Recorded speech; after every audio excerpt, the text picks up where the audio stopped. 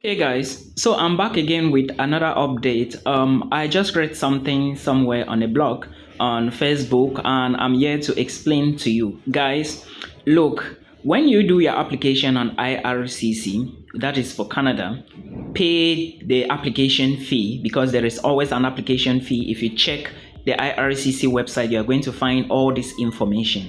Now, the next thing you need to do after the application is submitted, you have to relax and wait for a link to be sent to you by IRCC for you to book an appointment depending on the country in which you are. Okay, when that link will come to you, you book an appointment, then the VFS center in your home country, if you're in Cameroon, your VFS center in Bastos, Yaoundé, would then confirm your appointment, then tell you that you should print the appointment letter and bring to them and do your biometrics. There is no Canada embassy in Cameroon.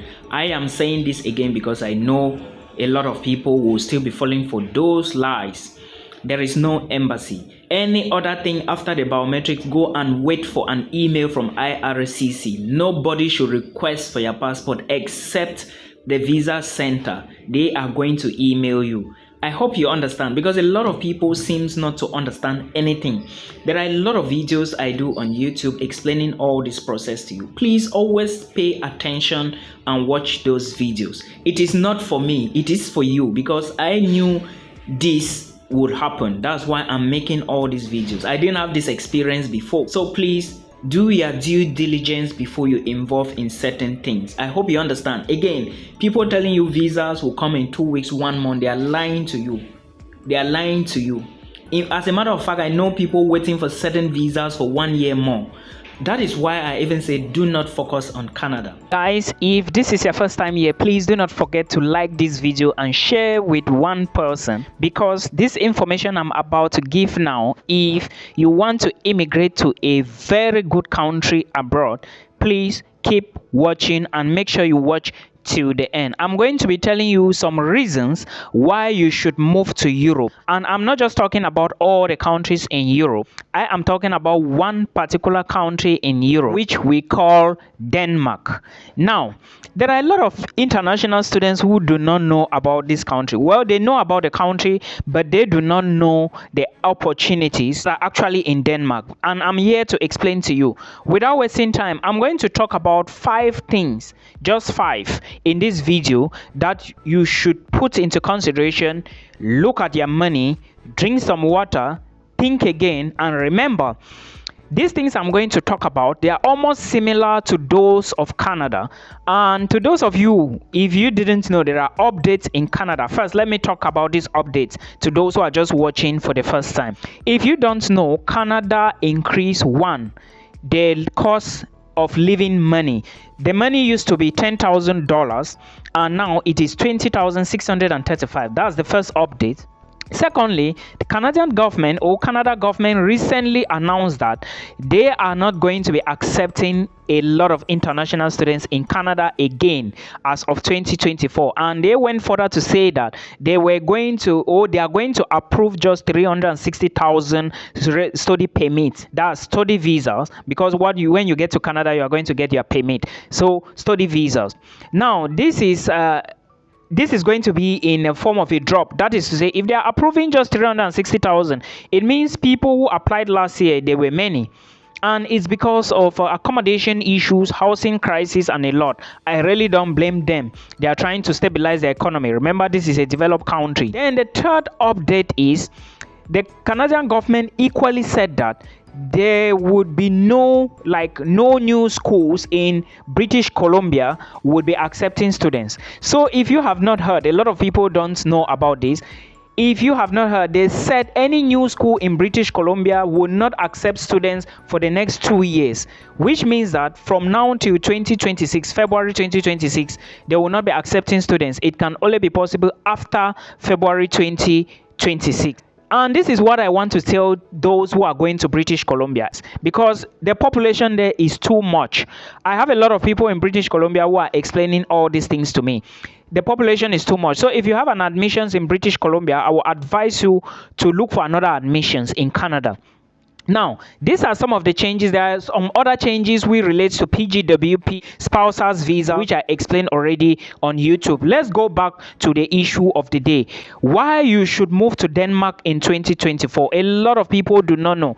I'm going to be starting with the first requirements or the first rule why you should move to Denmark in 2024. Please, first, have you subscribed to this YouTube channel? If you haven't, finger the channel now. Press the like button. Press.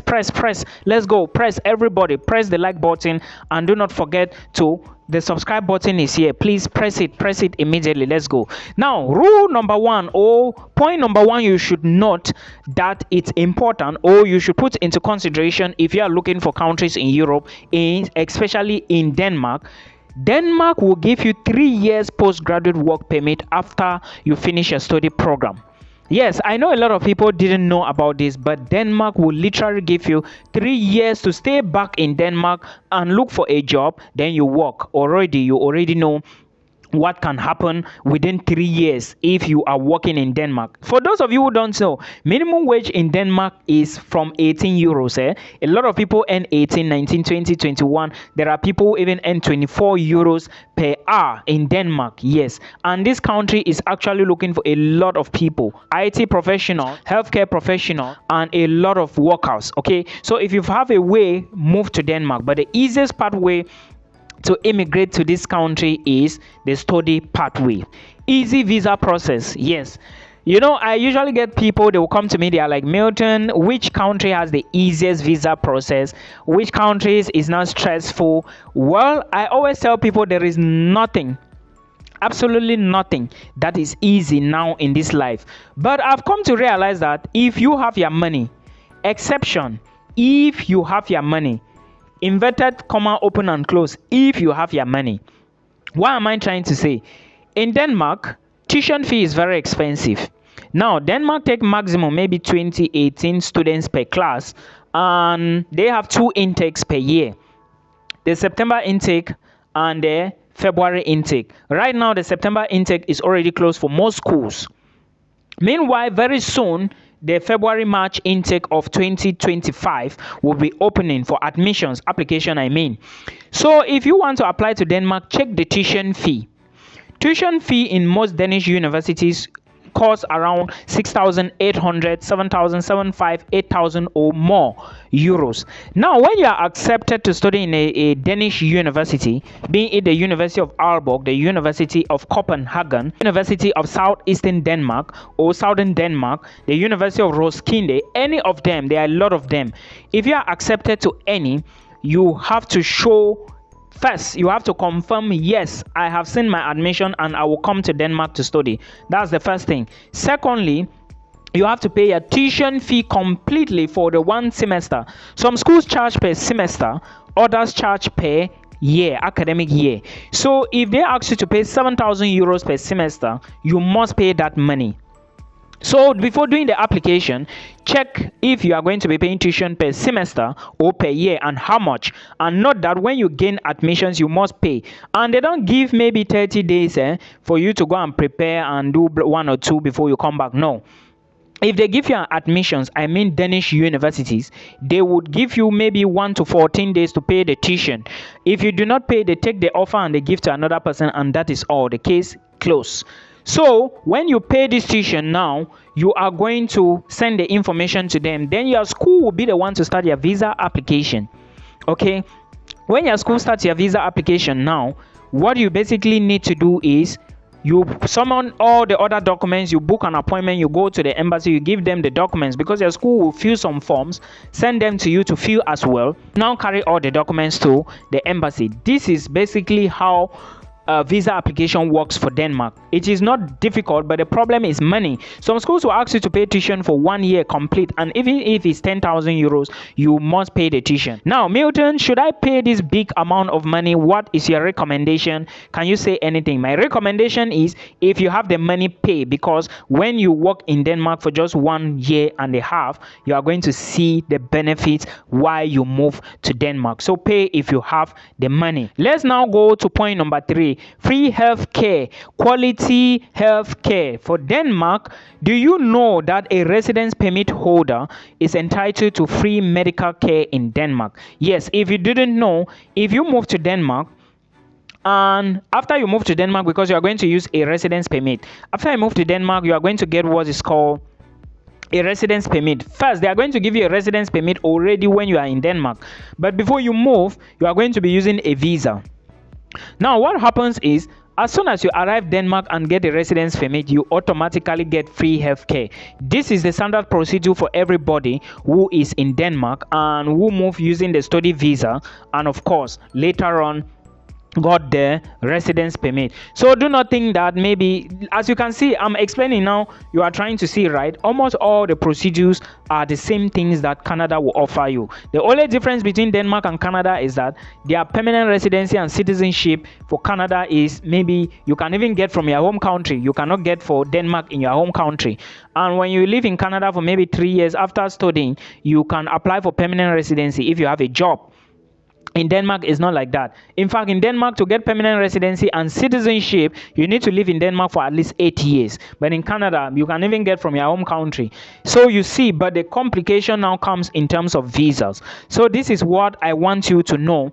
And please remember that even if you are going for surgery or whatever, all is that you have free medical care. They are going to treat you for free because you are paying taxes already on a residence permit, a student permit. You have a particular number tax you are paying, and even if you work, all right, the job, they are still cutting some petty taxes. So please put all of this into consideration. Do you know, point number 4, do you know that in Denmark, children between 0 to 18 years have free dental care? Do you know that? Well, you do not know. What I mean here is free. If you have problems in here, you are going to see the doctor for free. They will treat you for free and everything will be free. Okay, so please, you explain to your kids, and do not for you might be asking, Milton, but I'm moving alone to Denmark. What are you talking about, kids? You can move with your family to Denmark on a student visa during the first year. If you are going for the first year and you have the money, apply. You can move with your family on the first go. All right, and your children, like I said, between 0 to 18 years, they will have free dental care in Denmark if you are residing there. I hope you understand. Then let's talk about maternity and paternity leave. Yes, this is when you have a newborn baby as a mother. A lot of people would think that parents don't have paternity leave. No, it doesn't operate like that in the Western world. For Denmark, you need at least 24 months. They will give you 24 weeks to go on paternity or maternity leave. Now, 24 weeks is equivalent to like, I think 6 months. Am I correct? I think 6 months. Yes. They are going to give you 6 months for maternity leave or paternity leave. So please put all this into consideration. These are just some of the few things I want you to understand. And Denmark has a lot of recognized universities which are already in the Schengen zone. Okay, or then in fact their universities are well recognized. I think the best ranked university in Denmark is the University of Copenhagen. I can't remember, but please, that for Denmark, this is what you need: free medical care, free health care, paternity and maternity leave free, and a whole lot of the easy visa process if you have the money. Money is very important here. That's why I keep insisting that if you have the money. So please, if you have been thinking of going to Canada, I think this is the right time for you to start thinking, if it doesn't work, where do I go to? Otherwise, you may waste your 1 year again. We do not know how many years you have been wasting. You may waste their 1 year again trying to chase things that do not exist. Remember, I said you can move to Denmark with your family.